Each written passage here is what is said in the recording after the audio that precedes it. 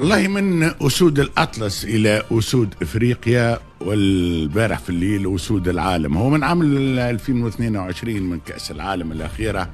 المغرب الحقيقة هي ملك إفريقيا. هي عام 22 وقت اللي وصلت الدور النصف النهائي قلنا ضربة حظ، نجم تكون ضربة حظ. قلنا ما شافوهاش، ما عاشوهاش، ما راوهاش كيفاش جايه، ولكن ظهروا انه المغرب قاعده تخدم خدمه كبيره ياسر. راهو مش سهل وبرا تجيبهم من برا، هذم وليدات صغار. معناها شوف، المغرب خطفتهم لفرنسا، خطفتهم لبلجيكا، خطفتهم لانجلترا، خطفتهم. واحنا وقت اللي عندنا كعبه شوف بالريق الناشف باش ينجموا نجيبوه باش يقبل وانه يلعب مع الفريق التونسي. معناها المغرب قاعد تعطينا درس ورا درس، ناس تخدم على رواحها.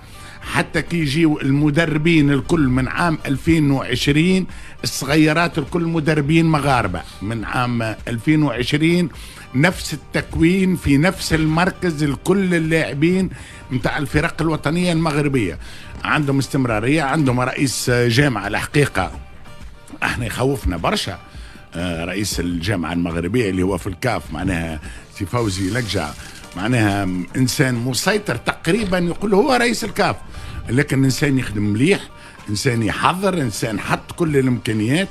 وللامانه نقولوها راف، للامانه المغرب كدولة حطت كل شيء في الكورة، حطت كل شيء في كرة القدم، لأن كرة القدم جابت لها تنظيم كؤوس افريقيا، جابت لها تنظيم كأس العالم، جابت لها يوريك أنه الكرة تنجم تكون وسيلة متاع استثمار، الكرة وسيلة متاع السياحة، تجيب لك السواح.